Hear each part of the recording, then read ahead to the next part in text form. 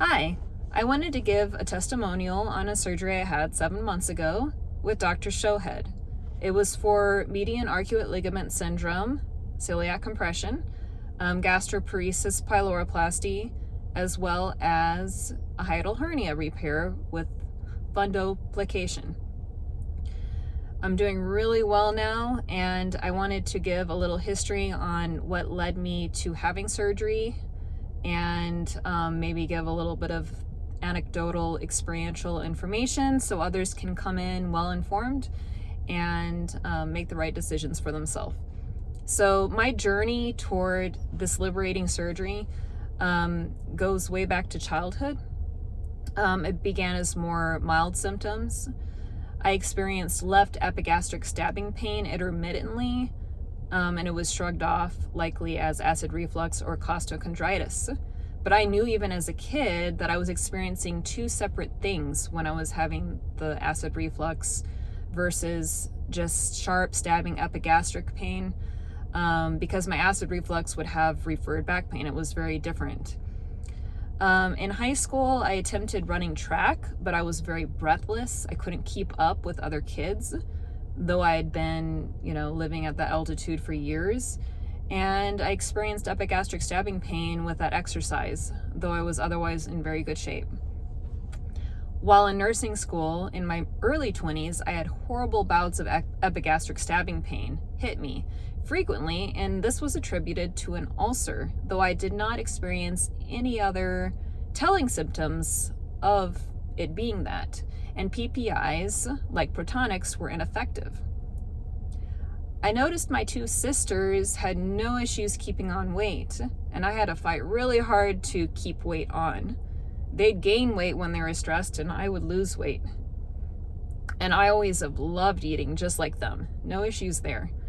In retrospect, all of these symptoms were likely MALS.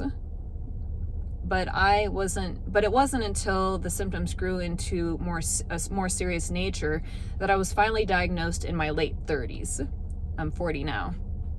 After having my two boys in my early 30s, I began having periodic episodes of sudden loss of strength and feeling in my arms and legs. Very scary.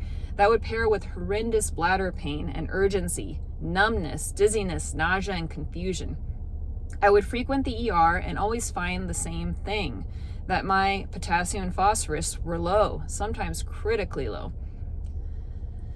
For a while, I went down the wrong path of a urinary cause for my symptoms. I soon realized that high-carb meals and drinks would trigger these attacks. The episodes were infrequent enough for years that I simply took K-Phos and potassium orally to try to avoid that. The K-Phos increased my energy levels. It wasn't until 2022, when I was pursuing my PhD in history, that I began to experience one strange medical episode after another. Family attempted to blame it on academic stress, but I knew from previous experience that it was not that. I previously could handle a much heavier load. For instance, when I graduated with my VA, which I graduated summa cum laude with, I was carrying a full load while pregnant with my first son, as well as working as a nurse in a very stressful field, and all with no physical ailments. I knew my body and my mind were not well. I was experiencing heavy brain fog. I'd be driving to a place that I had previously driven to many times, and then I would just get lost. Periodic epigastric spasms that would last hours. It was so painful. Increasing breathlessness, especially at night, forcing me to lay prone on my stomach to breathe better. GI aversions to food I could previously tolerate, dizziness standing up, visual aura migraines, and bouts of nausea lasting days, which eventually turned into weeks and then months.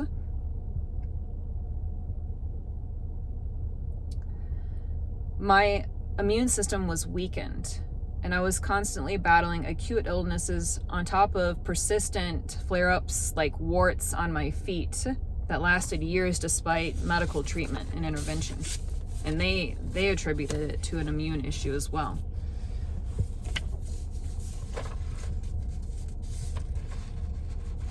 I try to hang on in school as long as possible, but then I was hit with an especially bad electrolyte swing, causing me to lose feeling in my arms and legs while driving on the highway.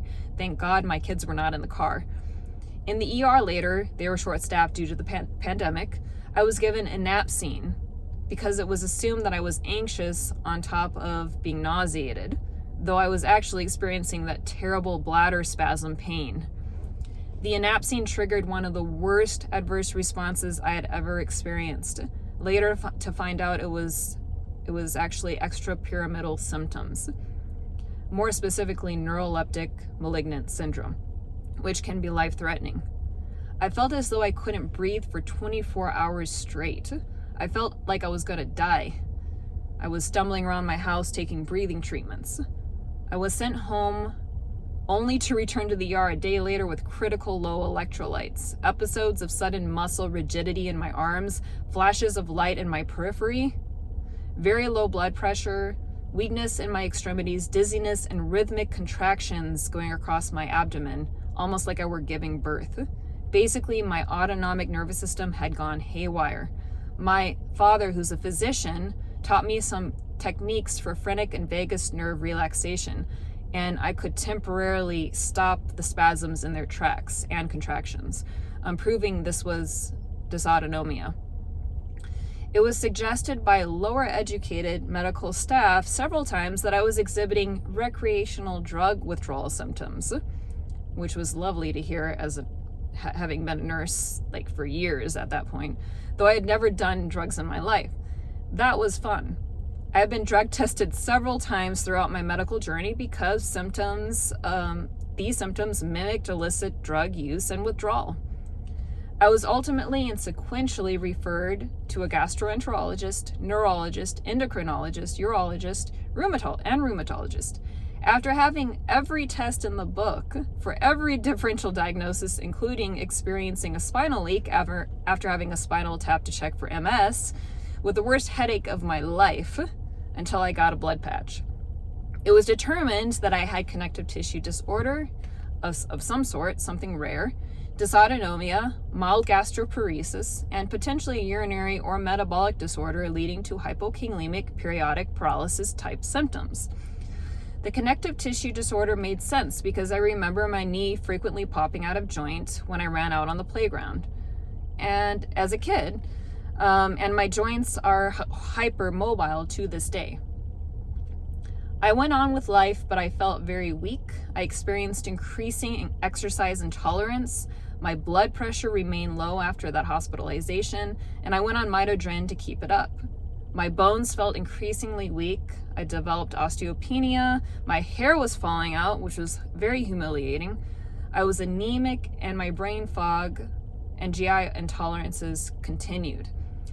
I had to have a partial meniscectomy for a large stress over time tear in my meniscus that was likely connected to my underlying conditions. I felt malnourished. I looked pale. I was frequently sick. I could barely tolerate a 10-minute ride on my stationary bike. And you're talking to someone who used to hike Pikes Peak in Colorado Springs. It's a marathon, long distance, round trip, hiking up and down, and I did that 3 times, not to mention going halfway up weekly and running down. So that was not like me. I could not focus or remain alert long enough to read the weekly 300-page book per class in my PhD program. I was a 4.0 student up to that point. I had no energy for my 2 young boys. I slept half of every day for months. It was so depressing. I just felt like I was neglecting my kids, and I felt like I was slowly wasting away from something very sinister.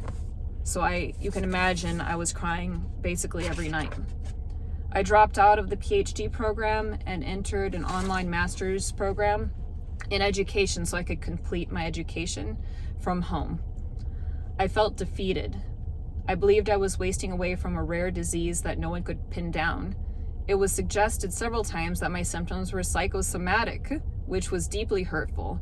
The suggestion was ironically psychologically harmful in itself. I knew I had previously been one of the happiest people I knew. Nothing could bring me down. Well, this did. The worst part was thinking I'd slowly waste away to nothing via an undiagnosed rare condition and finally succumb, leaving my boys without a loving mother. I never felt so hopeless and depressed in my life. And I refused antidepressants because I knew that was not the problem. My symptoms worsened over a period of 9 months. I was experiencing periodic painful epigastric spasms and increasing breathlessness that I finally went to a pulmonologist for. He didn't find any conventional issues, but he agreed it was likely attributed to an accessory muscle issue connected to my underlying conditions. I had horrible nausea to almost everything I was eating, especially bread and fibrous foods. I began vomiting fibrous foods. Soon I was strictly forcing health shakes to keep up my caloric intake. It was an uphill battle keeping enough calories down. I was experiencing dry heaving after most meals and health shakes. Health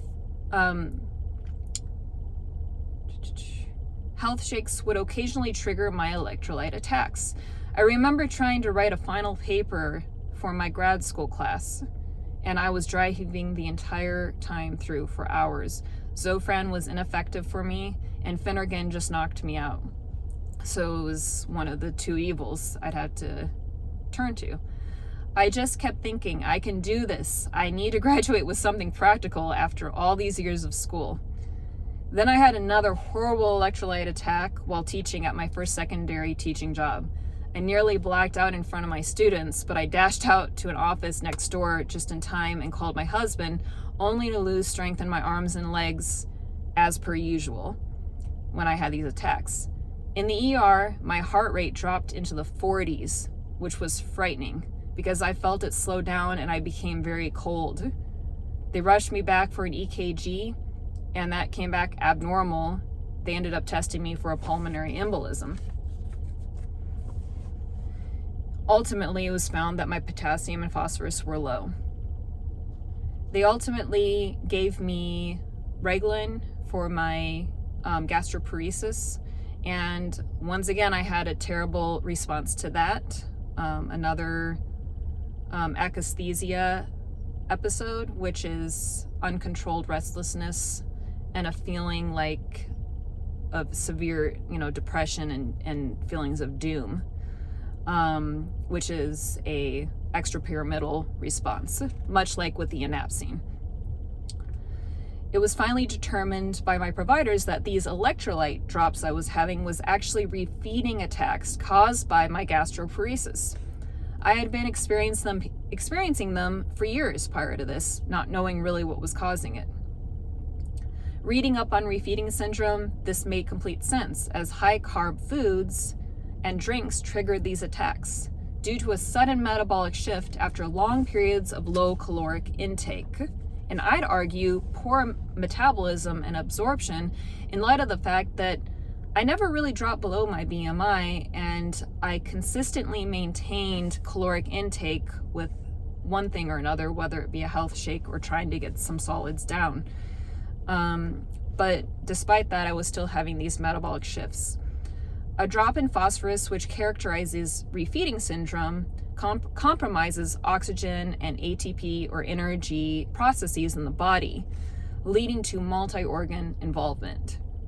Going on oral phosphorus and potassium helped counter these attacks, and it gave me a lot more energy. By this point, it was discovered incidentally on CT that I had a very narrow superior mesenteric artery angle and distance, suggesting potential SMAS. It basically looked like my duodenum was being squeezed between my aorta and superior mesenteric artery, due to a lack of fat pad between the two, as it should be. This was later confirmed again on CTA. Because of this, and out of desperation at this point, I reached out to Dr. Showhead, who was Cedars-Sinai affiliated. Very great hospital. After researching several top specialists in this field, and also getting a secondary opinion. He responded quickly and sympathetically that I had a medical history suggestive of MALS leading to SMAS. He also affirmed that it was not a psych issue after I bemoaned the frequent use of the term psychosomatic. The emotional despondency that entrapped me melted away, and I was finally able to focus on a very physiological problem with validation from a top surgeon specializing in this field. You don't even know what that meant to me at that point. And Dr. Shohead was so empathetic. He had suffered himself previously, experiencing GERD and undergoing the same surgery that he performs for that hiatal hernia repair surgery. So it was a lot easier to trust him. Though I was way out in Tennessee, Dr. Shohead helped guide my primary care physician and other specialists, some who were resistant to his expertise, toward the best and most sensible care plan for me. We discovered that my previously mild gastroparesis had become borderline severe after my last ER visit and a stomach emptying test, which diagnosed that. Dr. Shohead recommended a Botox injection to my pyloric valve as a diagnostic tool and a treatment, and this was 100% effective. After a year of suffering and not being able to eat, I was able to eat Thanksgiving dinner and Christmas dinner without any problems. Of course, the Botox is temporary, so Dr. Shohead determined my symptoms were primarily caused by gastroparesis, which was potentially caused by my neurogenic MALS, as opposed to superior mesenteric artery syndrome being the primary cause of my symptoms. The celiac nerves, which MALS compresses, are part of the autonomic nervous system, and they innervate the stomach, along with a whole lot of other nerves as well. So this was definitely a potential cause. Dr. Shohead clarified to me that some patients' bodies can adapt to the narrowed SMAS, that duodenal opening, whereas others cannot really adapt to that. Dr. Shohead diagnosed my MALS based on my history going back to childhood, my symptoms, and a celiac plexus block, which instantly took away that epigastric stabbing pain, which I was having at that time. He agreed that I had neurogenic MALS, which can be problematic on its own, mutually exclusive to celiac artery involvement. I had a duplex ultrasound, and that was normal. I was deeply thankful for a surgeon who listened and took into account my lengthy medical history. He respected my bodily autonomy and decision-making ability. He allowed me to make an informed decision on the risks I was willing to take.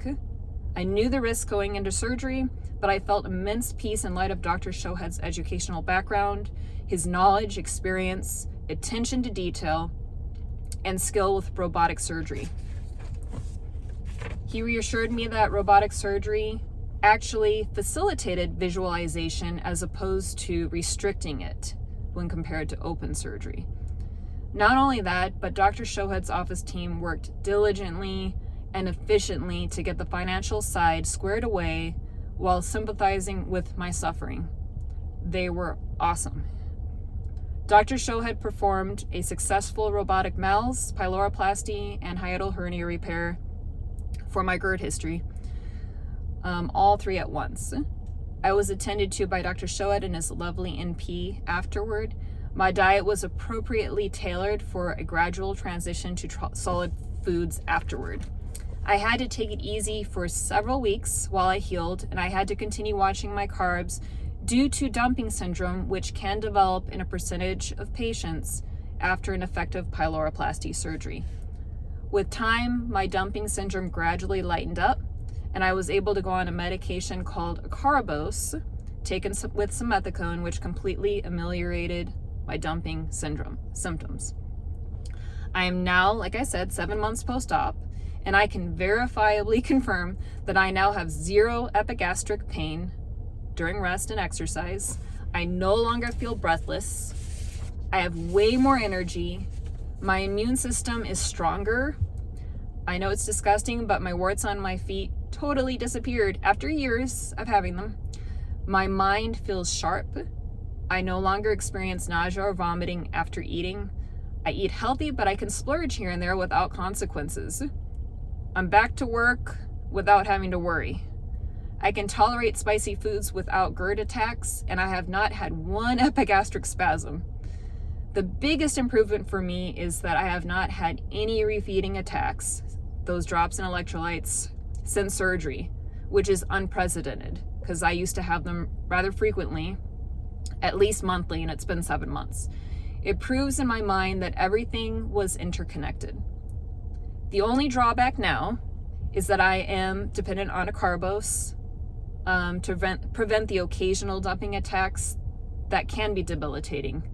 And the biggest adverse effect of a carbose is flatulence because it slows carbohydrate breakdown, which leads to fermentation of carbs. Simethicone and a probiotic are fully effective for this. That said, I would have this surgery done again in a heartbeat in light of the trade-off and vastly improved outcome. I genuinely owe Dr. Showhead a life of gratitude. I can now enjoy food without fear. I can hike long distances with my husband and boys. I was able to graduate with my master's in education with the goal of continuing my degree in history. I feel both blessed and grateful to be living a higher quality of life. To providers out there dealing with patients experiencing these puzzling issues, I would ask that you take the time to get a full history and not automatically assume psychological disorder.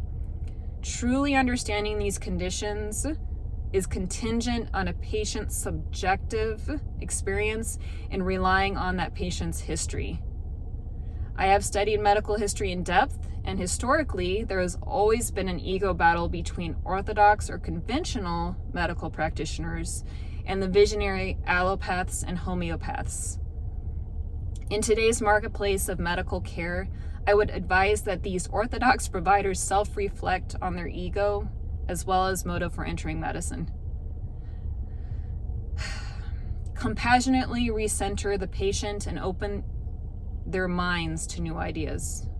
Humility in medicine is vital, and I saw that immediately in Dr. Showhead, who had experienced gastric suffering himself. To my fellow compression syndrome warriors, I have immense empathy for you. I pray that my story will help you find answers. We each have our own unique journey, and no two presentations of these syndromes look exactly the same. I encourage everyone to self-advocate relentlessly until you find answers and make sense of with your history. That makes sense with your history and your experience. Pack in those carbs in whatever way possible and keep fighting that battle until you receive appropriate treatment. Get secondary opinions and don't give up. Thanks again.